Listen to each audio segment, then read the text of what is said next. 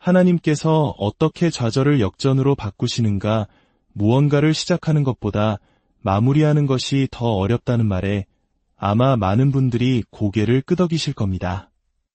어떤 일에 뛰어들기는 쉬워도 그 일에서 빠져나오기는 어렵습니다. 우리의 일정을 계획으로 가득 채우기는 쉽지만 그 계획을 모두 완수하기는 어렵습니다. 빚을 지기는 쉽지만 그 빚을 갚기는 훨씬 더 어렵습니다.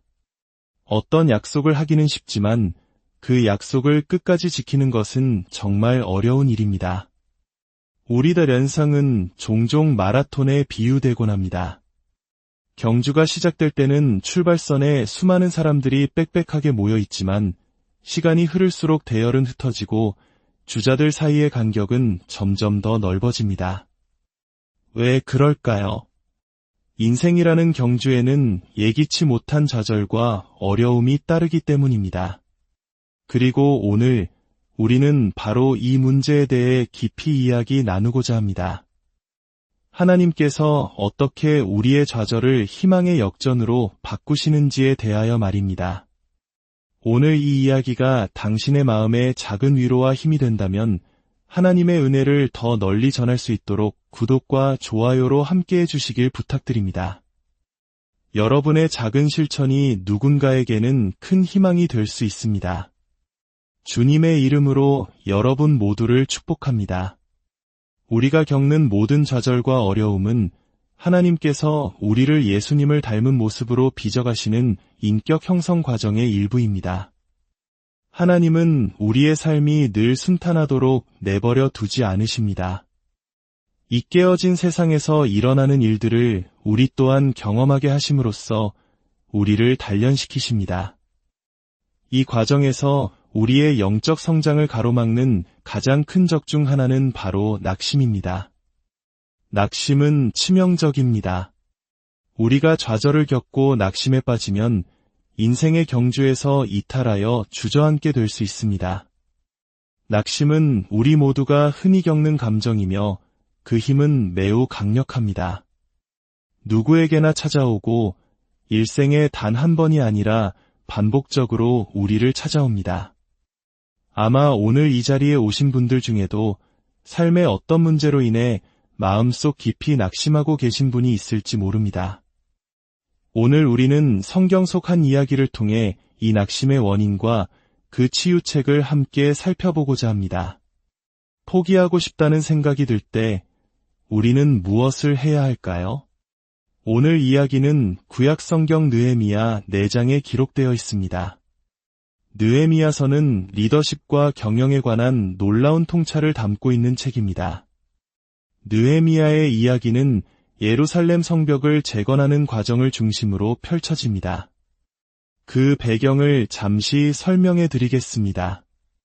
다니엘 시대에 이스라엘 민족 전체가 바빌론의 포로로 끌려가 70년이라는 긴 세월을 보내게 됩니다.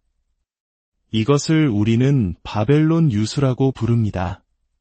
70년 후 그들은 마침내 고국의 수도인 예루살렘으로 돌아올 수 있도록 허락받습니다. 하지만 그들이 마주한 고향은 완전히 폐허가 된 상태였습니다.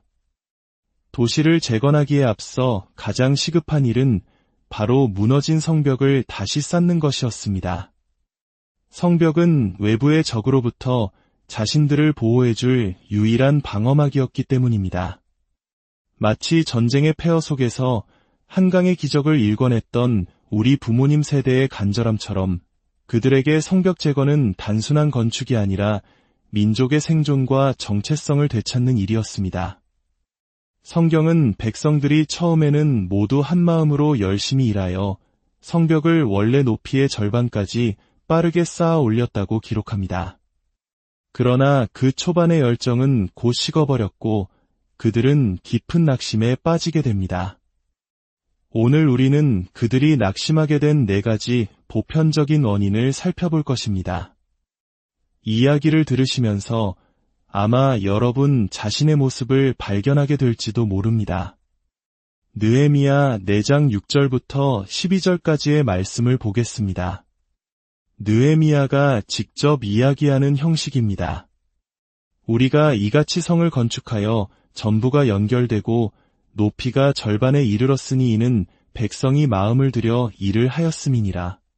우리 주변의 다른 민족들이 우리가 성을 건축하여 허물어진 틈을 메꾸어 간다 함을 듣고 심히 분노하여 다 함께 꾀하기를 예루살렘으로 가서 치고 그곳을 요란하게 하자 하기로 우리가 우리 하나님께 기도하며 그들로 말미암아 파수꾼을 두어 주야로 방비하는데 유다 사람들은 이르기를 흙 무더기는 아직도 많거늘 짐을 나르는 자의 힘이 다 빠졌으니 우리가 성을 건축하지 못하리라 하고 우리의 원수들은 이르기를 그들이 알지 못하고 보지 못하는 사이에 우리가 그들 가운데 달려들어가서 사륙하여 역사를 그치게 하리라 하고 그 원수들의 근처에 거주하는 유다 사람들도 그 각처에서 와서 10번이나 우리에게 말하기를 너희가 우리에게로 와야 하리라 하기로 이 구절에서 우리는 낙심이 찾아오는 4가지 흔한 원인을 발견할 수 있습니다. 먼저 낙심은 언제 찾아올까요? 6절은 그들이 성벽을 원래 높이의 절반까지 쌓았을 때라고 말합니다. 이는 매우 상징적입니다. 낙심은 보통 어떤 일의 시작이나 끝이 아닌 바로 그 중간 지점에서 찾아옵니다. 하와이의 한 섬에서 다른 섬으로 배를 저어간다고 상상해 보십시오. 언제 가장 낙심하게 될까요?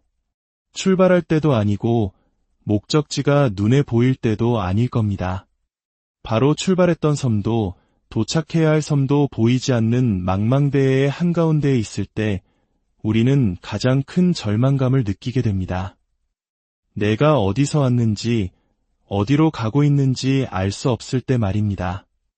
산을 오를 때도 정상까지 절반쯤 왔을 때 아직도 이만큼이나 더 가야 하고 또 이 길을 그대로 다시 내려와야 하는구나 하는 생각에 지치게 됩니다. 방을 페인트 칠할 때도 절반쯤 칠했을 때, 책을 절반쯤 썼을 때, 대학 생활의 절반이 지났을 때, 혹은 인생의 중반에 이르렀을 때 우리는 종종 깊은 회의감과 낙심에 빠집니다. 이것이 바로 중년의 위기라고 불리는 것이죠. 이야기 속 유대인들이 겪었던 4가지 좌절과 낙심의 원인을 구체적으로 살펴보겠습니다. 첫 번째 원인, 예상보다 길어지는 시간, 육체적 피로입니다.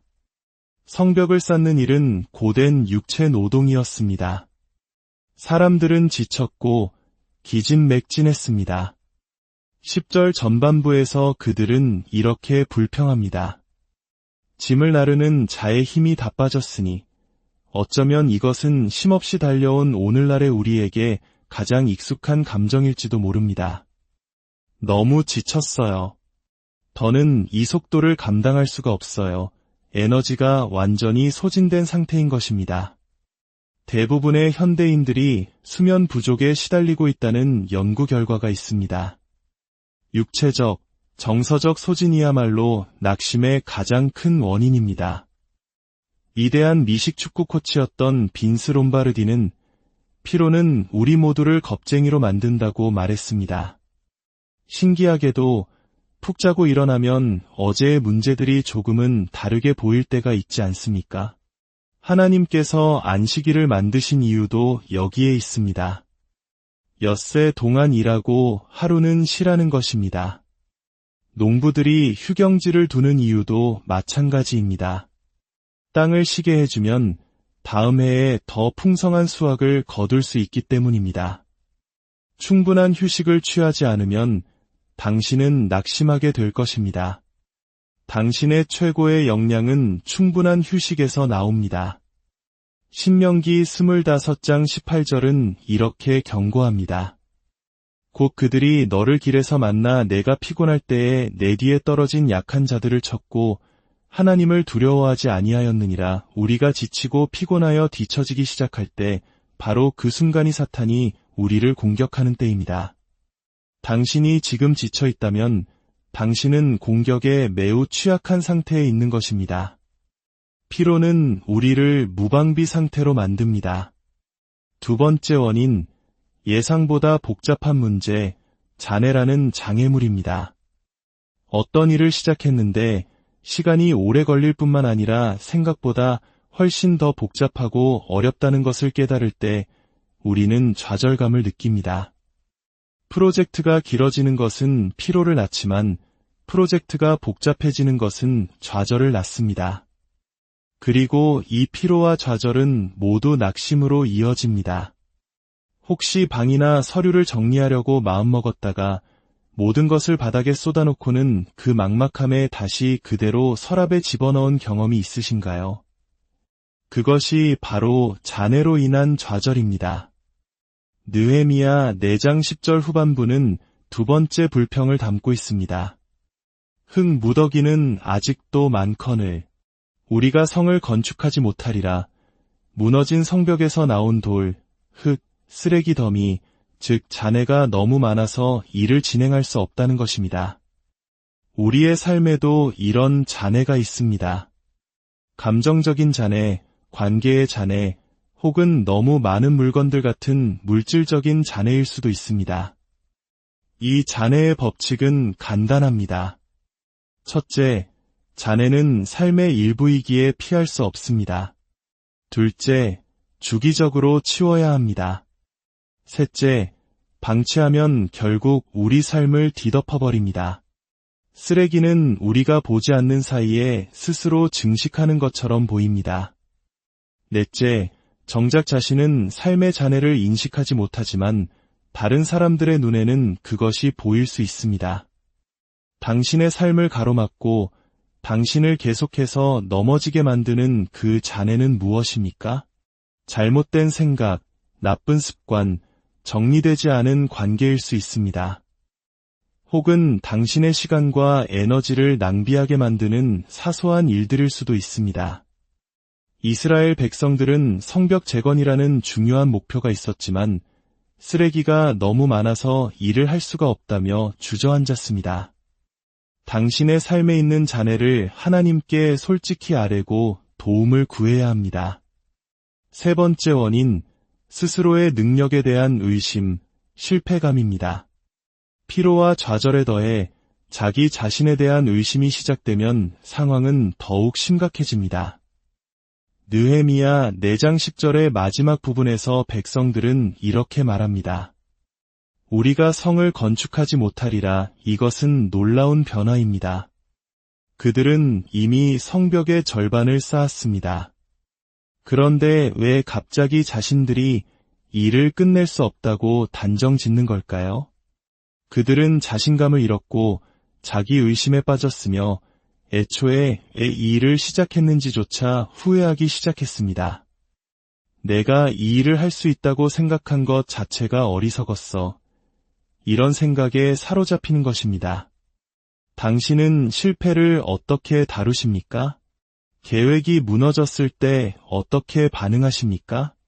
자기 연민에 빠져 불쌍한 나 파티를 여나요?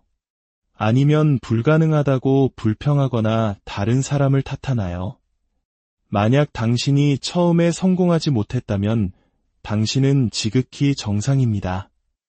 성공한 사람들은 실패를 그저 일시적인 좌절로 여길 뿐입니다. 하나님은 우리가 좌절을 딛고 일어서는 회복 탄력성을 배우기를 원하십니다. 좌절 없이는 역전도 없습니다.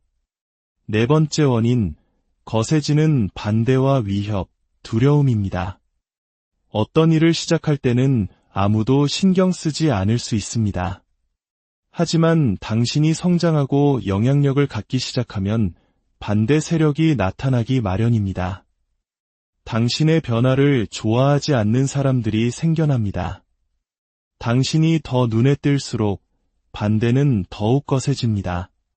예루살렘 주변의 적들은 다양한 방법으로 방해했습니다.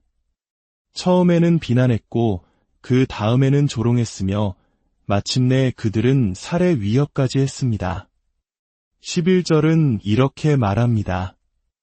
우리의 원수들은 이르기를 우리가 그들 가운데 달려들어가서 사륙하여 역사를 그치게 하리라. 이것은 낙심할 만한 충분하고도 합법적인 이유입니다. 이 프로젝트를 계속하면 목숨을 잃을 수도 있는 상황입니다.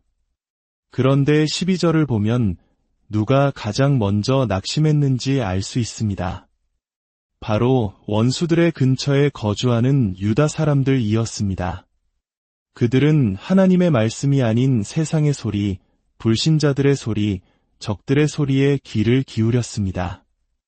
부정적인 사람들과 어울리고 부정적인 뉴스와 소셜미디어의 험담에 계속해서 자신을 노출시킨다면 당신은 두려움에 감염될 수밖에 없습니다. 당신을 낙심하게 만드는 숨겨진 두려움은 무엇입니까? 비난에 대한 두려움? 실패에 대한 두려움? 완벽해야 한다는 강박? 진짜 당신의 모습을 알면 아무도 사랑하지 않을 것이라는 두려움? 두려움이 우리를 낙심케 하고 있다는 신호는 도망치고 싶다는 강렬한 욕망입니다. 피로, 좌절, 실패감, 그리고 두려움. 이 네 가지가 합쳐지면 누구라도 낙심할 수밖에 없습니다. 그렇다면 포기하고 싶을 때 하나님께서 주시는 처방은 무엇일까요? 느헤미야가 백성들을 이끌어 성벽을 완공했을 때 했던 세 가지 일을 우리도 따라 해야 합니다. 첫 번째 해법, 효과가 없는 것을 재정비하라. 지금 당신의 삶에서 제대로 작동하지 않는 것이 있다면 그것을 재정비해야 합니다. 당신은 옳은 일을 하고 있지만 잘못된 방식으로 하고 있을 수 있습니다.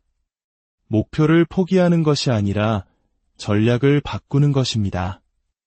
느헤미야 4장 13절에서 느헤미야는 새로운 계획을 세웁니다. 그는 백성들 절반은 성벽을 쌓는 일을 하고 나머지 절반은 무장한 채 경비를 서게 했습니다. 그리고 교대로 일하게 했습니다. 그는 목표를 포기하지 않았습니다. 단지 새로운 전략을 고안했을 뿐입니다. 당신이 지금 어떤 일로 낙심하고 있다면 그것이 꼭 그 일을 멈춰야 한다는 의미는 아닐 수 있습니다. 단지 다른 방식으로 해야 한다는 신호일 수 있습니다. 당신의 일정을 재정비하고 식단을 재정비하고 관계 맺는 방식을 재정비해야 할지도 모릅니다. 느헤미야가 백성들을 가족별로 배치했다는 점에 주목하십시오. 이것은 그들에게 지지 그룹을 만들어준 것입니다. 당신에게는 그런 지지 그룹이 있습니까? 많은 사람들이 낙심하는 이유는 모든 것을 혼자 감당하려고 하기 때문입니다. 우리에게는 영적인 가족, 즉 교회의 소그룹이나 목장 공동체가 필요합니다. 히브리서 10장 25절은 모이기를 패하는 어떤 사람들의 습관과 같이 하지 말고 오직 권하여 그날이 가까움을 볼수록 더욱 그리하자고 권면합니다. 두 번째 해법, 하나님께 다시 초점을 맞추라. 느헤미야 4장 14절에서 그는 백성들에게 이렇게 말합니다. 너희는 그들을 두려워하지 말고 지극히 크시고 두려우신 주를 기억하고 혹시 당신은 하나님을 위한 일에 너무 바빠서 정작 하나님 자신을 잊어버리지는 않았습니까?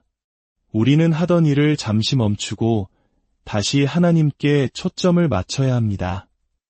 다윗은 낙심했을 때 그의 하나님 여호와를 힘입고 용기를 얻었더라고 성경은 기록합니다. 그는 텔레비전을 보거나 골프를 치면서 용기를 얻은 것이 아니라 주 안에서 스스로를 격려했습니다. 낙심했을 때 우리는 무엇을 기억해야 할까요? 세 가지입니다. 첫째, 과거에 내게 베푸셨던 하나님의 선하심. 둘째, 현재 나와 함께 하시는 하나님의 임재. 셋째, 미래의 나를 위해 예비하신 하나님의 능력. 우리의 생각은 감정을 결정합니다. 감정을 바꾸고 싶다면 생각하는 대상을 바꿔야 합니다. 요나 2장 7절에서 요나는 물고기 뱃속에서 이렇게 고백합니다. 내 영혼이 내 속에서 피곤할 때에 내가 여호와를 생각하였더니 희망을 모두 잃었을 때 생각을 다시 주님께로 돌리십시오. 세 번째 해법, 낙심에 저항하라. 느헤미야는 포기하려던 백성들에게 이렇게 외칩니다. 너희 형제와 자녀와 아내와 집을 위하여 싸우라. 싸움 없이 포기해서는 안 된다는 것입니다. 친구 여러분, 우리는 영적 전쟁터에 있습니다. 놀이터가 아닙니다. 사탄은 참소하는 자라고 불리며 매일 우리를 고발하고 낙심시켜 우리의 영향력을 무력화시키려 합니다. 사탄이 가장 좋아하는 두 가지 무기는 주의를 분산시키는 것과 낙심시키는 것입니다. 야고보서 4장 7절은 말합니다. 마귀를 대적하라 그리하면 너희를 피하리라 분명히 말씀드립니다. 낙심은 선택입니다. 당신은 낙심하도록 강요받고 있지 않습니다. 당신이 낙심하는 이유는 당신이 낙심하게 만드는 생각들에 귀 기울이기로 선택했기 때문입니다. 당신은 그 생각들을 거부할 수 있습니다. 위대한 사람들은 단지 낙심하기를 거부했을 뿐입니다. 그들은 비범한 결단력을 가진 평범한 사람들입니다. 당신이 지치고 좌절하고 두려움에 빠지고 실패감을 느낄 때라도 당신은 계속 나아가기로 선택해야 합니다. 지옥을 통과하는 유일한 방법은 계속 걸어가는 것입니다. 어쩌면 오늘 하나님께서 당신에게 하시는 말씀은 이것일지도 모릅니다. 계속 가거라. 효과 없는 것은 재정비하고 나에게 다시 초점을 맞추고 낙심에 저항하거라. 당신의 삶에 아직 끝나지 않은 일은 무엇입니까? 화해해야 할 관계가 있습니까? 하나님과의 관계에서 미뤄두고 있는 일은 없습니까? 만약 피로 때문이라면 휴식을 취하십시오. 좌절 때문이라면 당신의 삶을 재정비하고 잔해를 치우십시오. 실패감을 느끼고 있다면 당신이 실수를 했더라도 하나님은 당신을 조건 없이 사랑하시고 용서하신다는 사실을 기억하십시오. 두려움과 불안 때문에 낙심했다면 저항해야 합니다. 당신의 미래를 위해, 당신의 가족을 위해, 당신의 꿈을 위해 싸워야 합니다. 포기하지 마십시오. 지금 파도가 빠져나가 썰물인 것 같아도 밀물은 반드시 다시 돌아옵니다. 힘든 시간은 결코 영원하지 않지만 강인한 사람은 영원합니다. 예수 그리스도께서 당신에게 그 내면의 힘을 주실 수 있습니다. 함께 기도하겠습니다. 아버지 하나님, 오늘 이 자리에 두려움과 좌절, 피로와 실패감으로 인해 낙심한 많은 이들이 있습니다. 어떤 이들은 너무 지쳐있고 어떤 이들은 일이 생각보다 오래 걸리고 복잡해서 힘들어하고 있습니다. 또 어떤 이들은 주변의 비난과 공격으로 인해 두려움에 떨고 있습니다. 주님, 오늘 우리가 느헤미야처럼 행하게 하옵소서. 먼저 주님께 다시 초점을 맞추게 하옵소서. 과거에 베푸신 주님의 선하심과 지금 나와 함께 하시는 주님의 임재와 미래를 향한 주님의 능력을 기억하게 하옵소서. 또한 우리의 삶을 재정비할 힘을 주옵소서. 포기하지 않고 새로운 방식으로 나아가게 하시고 우리 삶의 잔해들을 깨끗이 치울 용기를 주옵소서. 마지막으로 낙심에 저항할 능력을 주옵소서. 우리의 미래와 가족과 꿈을 위해 싸우게 하시고 낙심은 우리의 선택임을 기억하며 주님을 굳게 신뢰하게 하옵소서. 혹시 아직 예수 그리스도께 당신의 삶을 열어드리지 않았다면 지금 조용히 기도하십시오. 예수님, 지금 제 삶에 들어와 주십시오. 제 힘만으로는 할 수 없습니다. 제 삶의 주인이 되어 주옵소서. 오늘부터 주님을 따르겠습니다. 이 모든 말씀 우리를 사랑하시는 예수 그리스도의 이름으로 기도드립니다. 아멘. 이 메시지가 당신의 한 주를 살아갈 새로운 힘이 되기를 소망합니다. 하나님의 평강이